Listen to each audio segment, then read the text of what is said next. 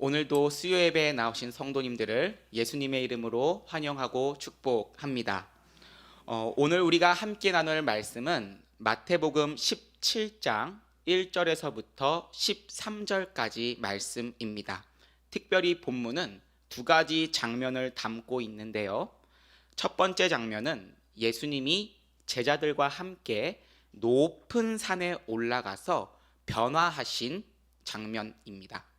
두 번째 장면은 예수님이 제자들과 산에서 내려오실 때 제자들의 질문에 답을 해주시는 장면입니다. 자, 우리가 이 17장 본문을 다루기에 앞서서 이 본문의 내용을 자세히 이해하기 위해서는 먼저 바로 앞장인 마태복음 16장 21절에서부터 28절까지의 상황을 이해해야 합니다.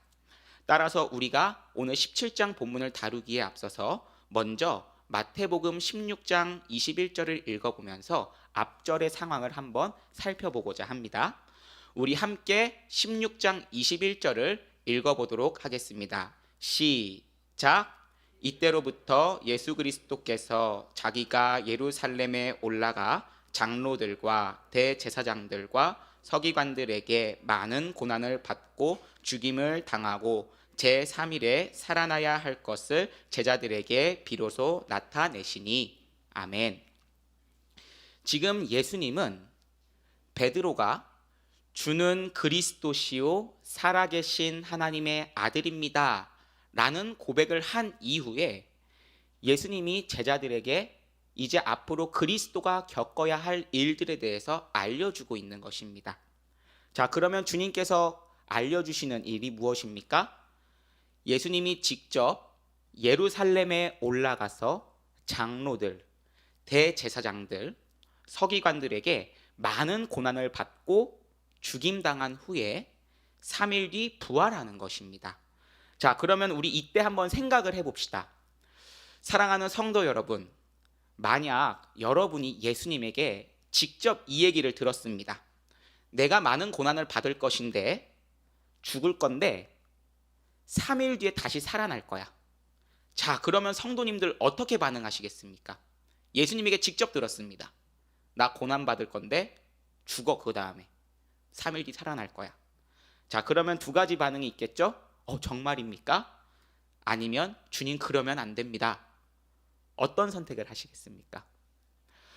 사실 진짜로 예수님을 믿는다고 한다면은 예수님 말씀에 감탄해야 되는 거 아니겠습니까? 예수님 정말입니까? 알겠습니다. 제가 주님 부활할 때까지 기다리겠습니다. 라고 말하는 것이 진짜 믿음 아니겠습니까?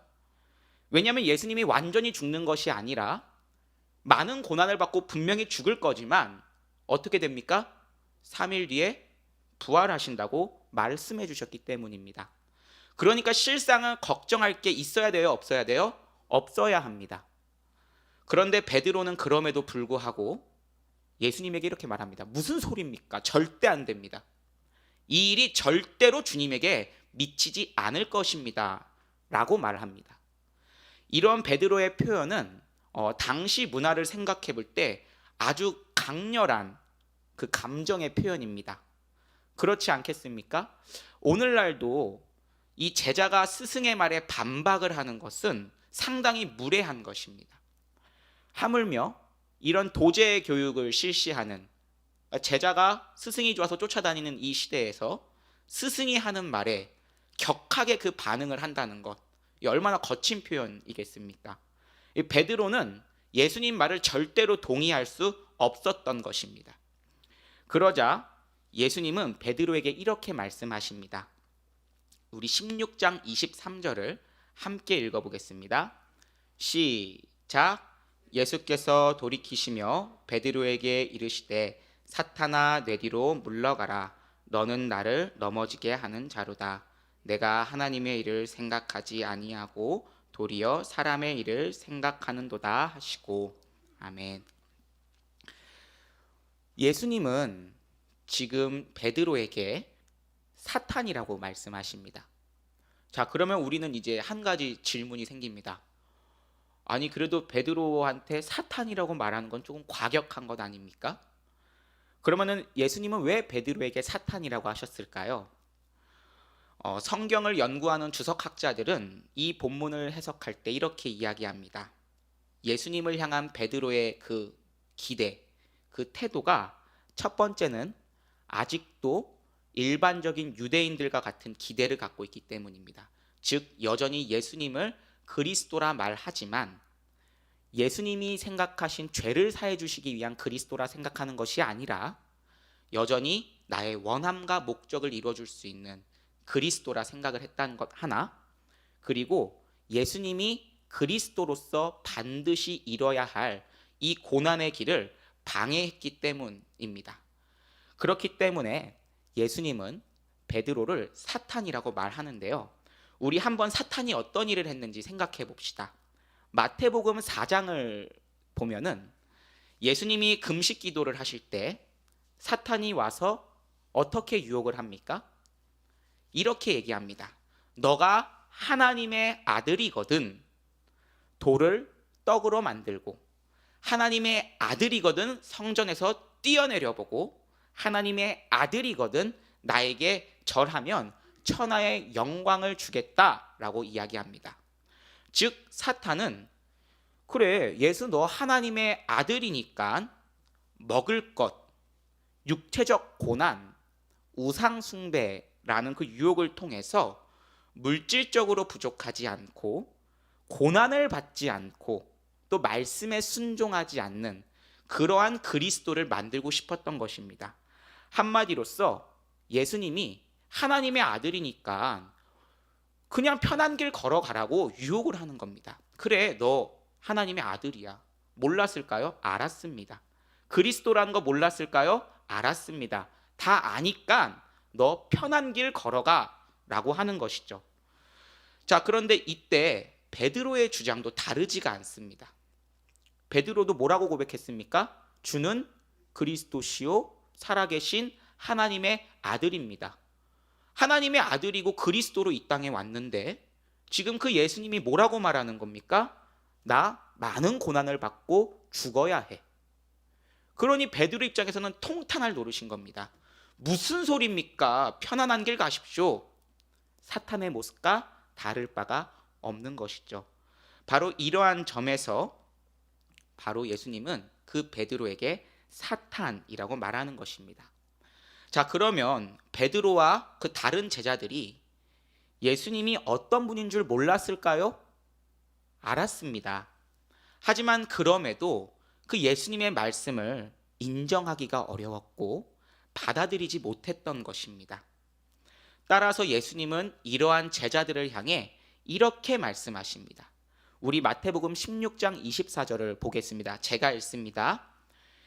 이에 예수께서 제자들에게 이르시되 누구든지 나를 따라오려거든 자기를 부인하고 자기 십자가를 지고 나를 따를 것이니라. 아멘. 예수님은 제자들에게 나를 따라오려거든 자기를 부인하고 십자가를 지라고 합니다. 그런데 이러한 주님의 말씀에 제자들이 갈등을 합니다.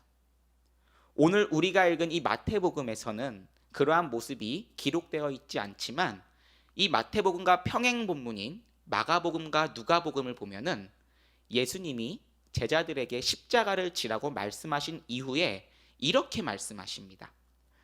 누구든지 나와 내 말을 부끄러워하면 인자도 자기 아버지와 거룩한 천사들의 영광으로 올 때 그 사람을 부끄러워하리라. 예수님이 제자들에게 이런 조건을 겁니다. 누구든지 내 말을 부끄러워하면. 왜 이런 조건을 걸으셨을까요? 지금 예수님의 말씀을 듣고 부끄러운 사람이 있는 것입니다. 그럼 무엇이 부끄러울까요? 무엇이 예수님의 말에 어떤 것이 부끄러울까요? 바로 자기의 십자가를 지라. 이 말이 부끄러운 것입니다. 성경에서 이 부끄럽다는 말을 살펴보면 원어로 살펴볼 때 부끄럽다라는 말도 있지만 동시에 수치스럽다라는 말이 있습니다. 그런데 이때 이 수치스럽다라는 말은 당시 그 문화에서 그리고 또 유대인들에게 십자가를 지라는 말과 동일하게 또 비슷하게 사용됩니다. 그러한 이유는 당시에 십자가를 진다는 것은 악질 범죄자, 그러니까 사형수로 확정된 사람들이 짊어지는 것이죠. 따라서 목숨을 잃는 것은 당연한 것이고 사회적인 수치와 비난을 각오해야 할 일입니다. 따라서 십자가를 지라는 것 수치스럽고 부끄러운 말입니다. 그런데 지금 주님이 제자들에게 그것을 요구하는 겁니다. 너 자기를 부인하고 수치스러워라. 십자가를 지라. 사랑하는 성도 여러분, 이 말이 쉽습니까?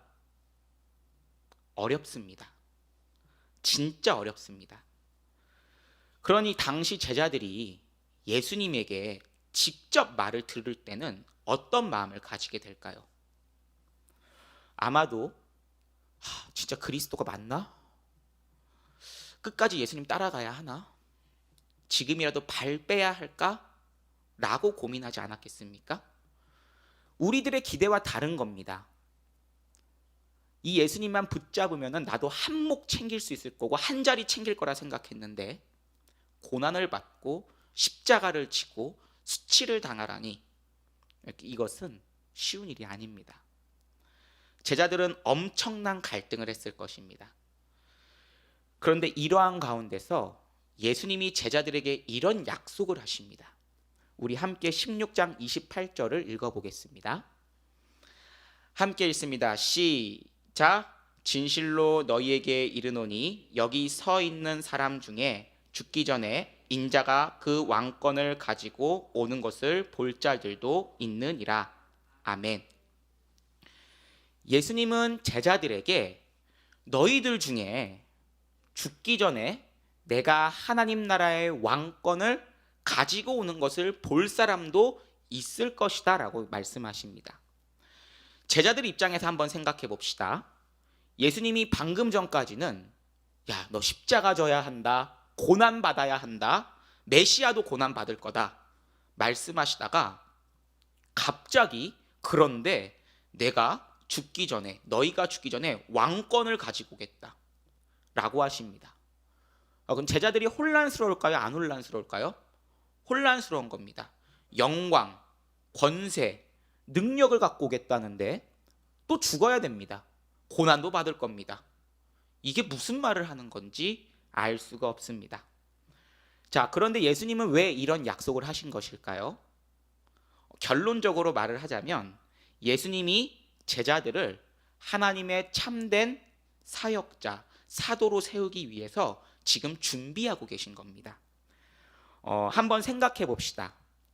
예수님의 애제자, 첫 번째 제자라고 자처하는 베드로가 예수님은 살아계신 하나님의 아들입니다 라고 고백을 한 후에 얼마 안 돼서 바로 예수님의 사역을 방해하려 합니다. 이처럼 하나님의 사역을 완성하려는 가운데 끊임없는 이 사탄의 세력, 그러한 가운데서도 예수님은 제자들의 그 마음과 믿음을 굳세게 하기 위해서 바로 이 약속을 하시는 겁니다. 그럼 이 약속이 어떻게 드러날까요? 바로 이 다음 본문에서 드러납니다. 우리 함께 17장 1절과 2절을 읽어보겠습니다. 함께 읽습니다. 시작. 엿새 후에 예수께서 베드로와 야고보와 그 형제 요한을 데리시고 따로 높은 산에 올라가셨더니 그들 앞에서 변형되사 그 얼굴이 해같이 빛나며 옷이 빛과 같이 희어졌더라. 아멘. 예수님이 베드로, 야고보, 요한을 데리고 높은 산에 올라가셨습니다. 우리 한국교회에서는 변화산 사건이라고 말하죠.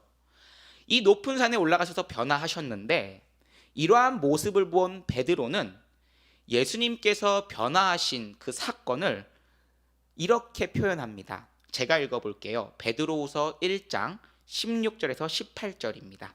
제가 읽습니다. 우리 주 예수 그리스도의 능력과 강림하심을 너희에게 알게 한 것이 교묘히 만든 이야기를 따른 것이 아니요 우리는 그의 크신 위엄을 친히 본 자라.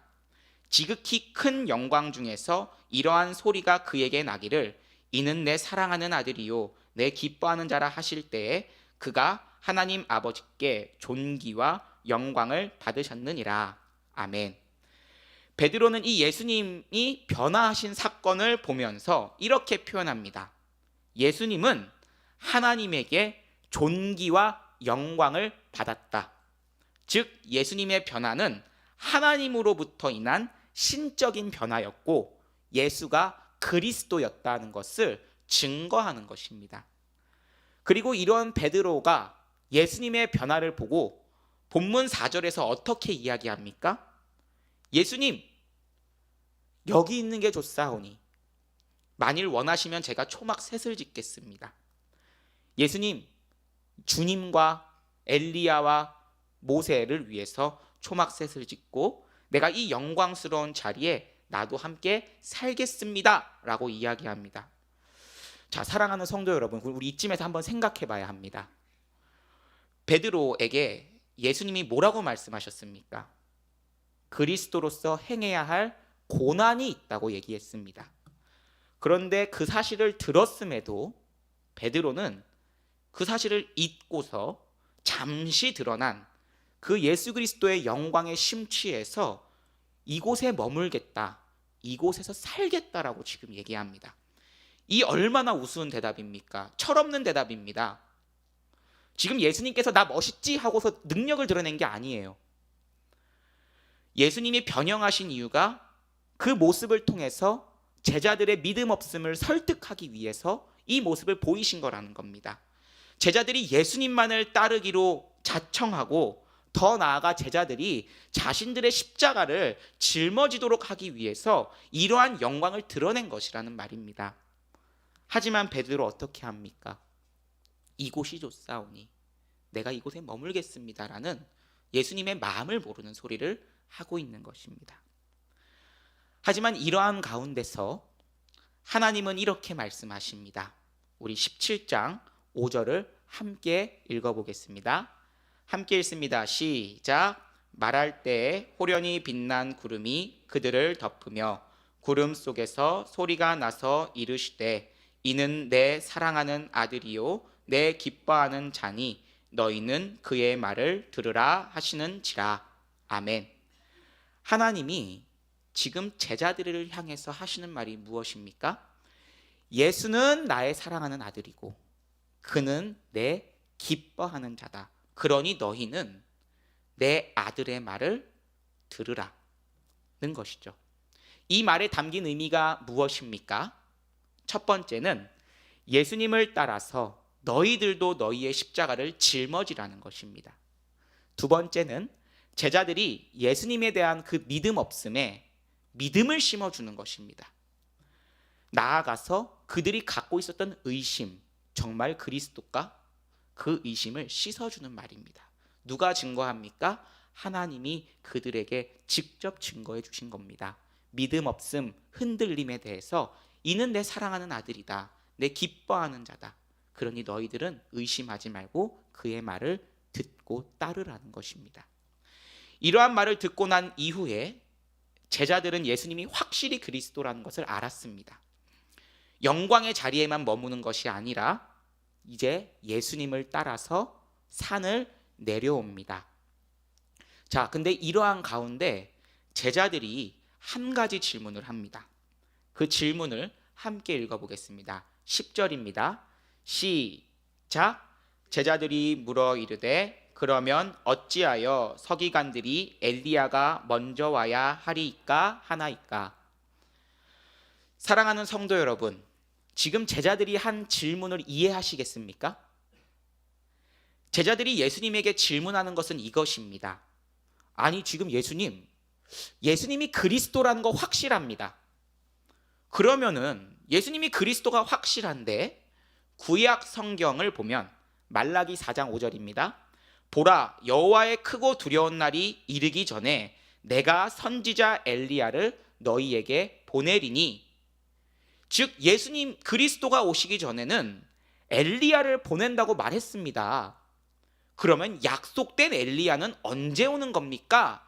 라고 질문하는 겁니다. 그러니까 제자들의 질문이 합리적이죠.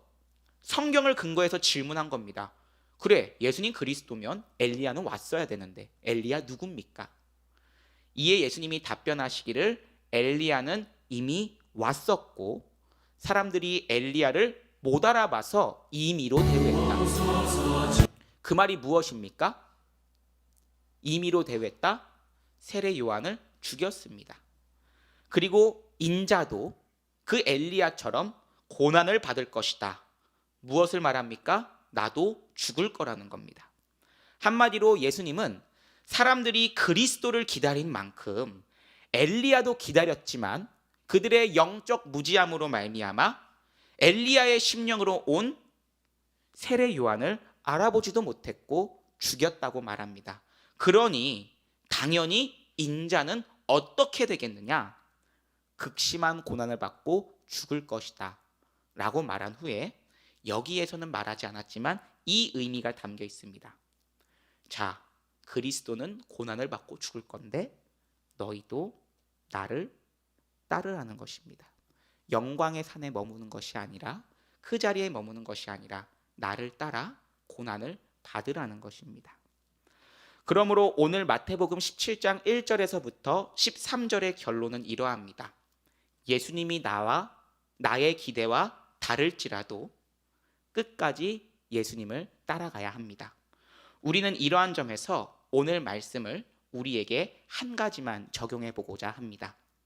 우리가 적용할 것은 바로 하나님 말씀에 순종해야 한다는 것입니다. 우리는 하나님 말씀에 순종해야 합니다. 본문 5절을 보면은 하나님은 예수님을 사랑하고 기뻐하는 자라고 표현하십니다. 우리는 여기서 하나님이 기뻐하는 자가 어떤 자세를 가져야 하는지 발견할 수 있습니다. 그것은 곧 하나님 말씀에 순종하는 것입니다. 이렇게 말할 수 있는 근거는 예수님의 생애를 보면 하나님께 끝까지 순종하셨습니다. 또 그러한 예수님의 순종을 제자들에게 요구하고 있기 때문입니다. 그리고 그 순종을 하나님이 기뻐하신다고 말씀하셨습니다. 예수님의 순종은 쉬운 일이 아닙니다. 예수님도 쉽지 않았습니다. 예수님도 그 하나님께 순종하는 것이 정말 싫으셨습니다. 어떻게 할 수 있습니까? 겟세마네 동산에서 기도하신 것을 기억하십니까? 아버지, 이 잔을 내게서 옮길 수 있다면 지나가게 해주소서.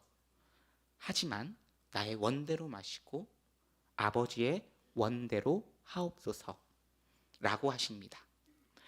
이처럼 예수님은 하나님의 아들임에도 불구하고 순종이 쉽지 않았습니다.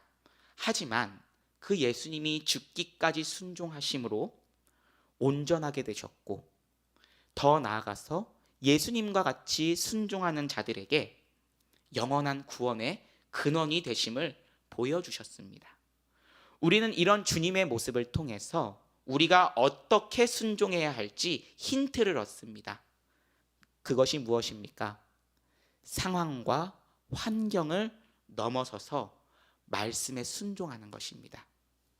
그런데 이러한 권면이 막 거창한 것은 아닙니다. 그저 삶에서 주님이 명령하신 복음 전파, 이웃사랑을 실천하는 데서부터 시작하라는 말입니다.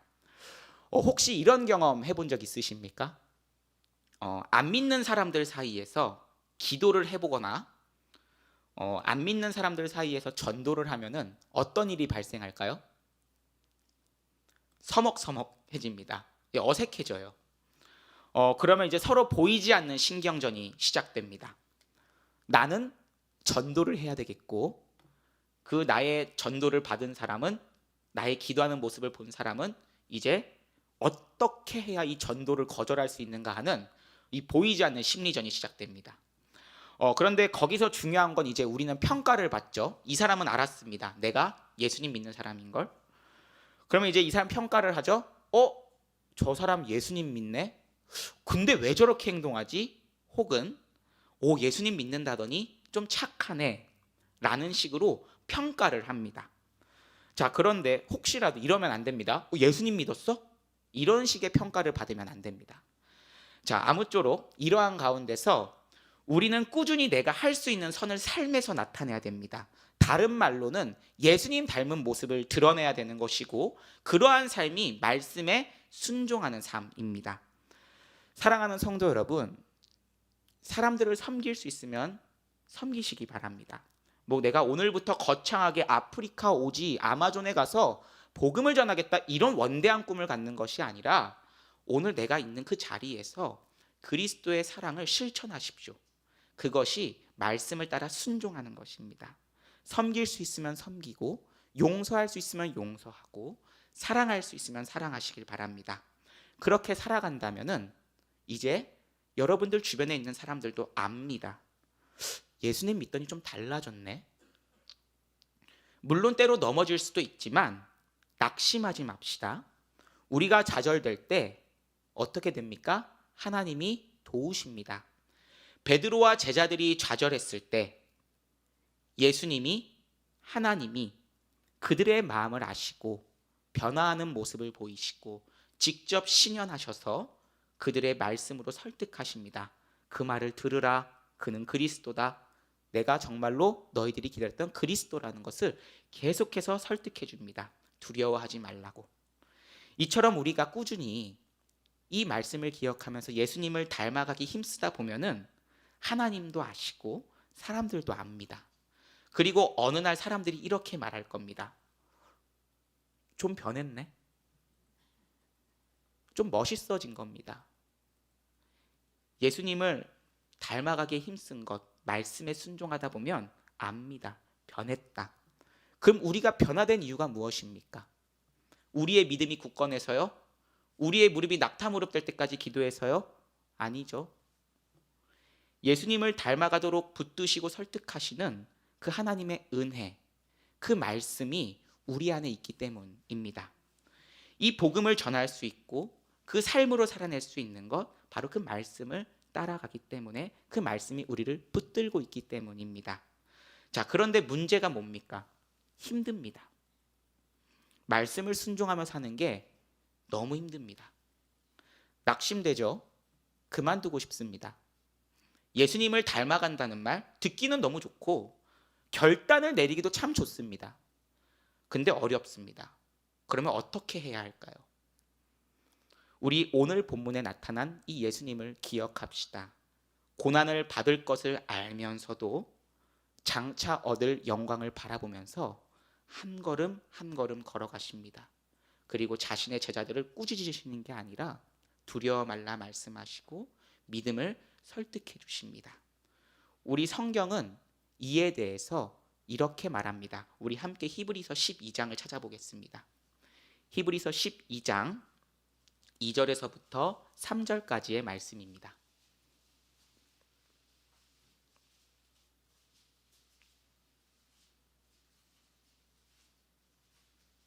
히브리서 12장 2절에서부터 3절, 우리 함께 읽겠습니다. 시작. 믿음의 주요 또 온전하게 하시는 이인 예수를 바라보자. 그는 그 앞에 있는 기쁨을 위하여 십자가를 참으사 부끄러움을 개의치 아니하시더니 하나님 보좌 우편에 앉으셨느니라. 너희가 피곤하여 낙심하지 않기 위하여 죄인들이 이같이 자기에게 거역한 일을 참으신 일을 생각하라. 아멘. 성경은 우리에게 고난이 없다고 말하지 않습니다. 오히려 그리스도인에게는 고난이 있음을 필히 전제하고 있습니다. 오늘 본문에 나온 제자들을 향한 그 말씀을 생각해 봅시다. 주님은 자기를 부인하고 십자가를 지라고 합니다. 이 말씀을 순종하기 쉽습니까, 성도 여러분? 어렵습니다. 살아가기 어렵습니다. 하지만 괜찮습니다. 그럴 수 있습니다. 그래도 낙심할 수 있고 포기하고 싶을 수 있지만 포기하지 맙시다. 차라리 울면서 하나님을 찾읍시다. 때로는 베드로처럼 항변도 해봅시다. 이게 무슨 일입니까, 하나님? 그러면은 하나님이 우리의 믿음을 설득해 주실 겁니다. 은혜를 주실 것입니다. 때로는 힘들어도 끝까지 주님 손에 붙들려서 끌려가게 될 것입니다. 사랑하는 성도 여러분, 예수님을 따라가는 거 쉽지 않지만 소망을 품읍시다. 주님 다시 오실 그날 우리의 모든 눈물과 어려움을 다 씻어줄 그날을 소망하면서 오늘 말씀을 기억하시며 우리 그 아버지 되시고 우리의 구원자 되시는 예수님만을 따라갈 수 있는 모든 성도들 되시기를 예수님의 이름으로 축복하며 소망합니다. 우리 시간 함께 받으신 말씀을 기억하며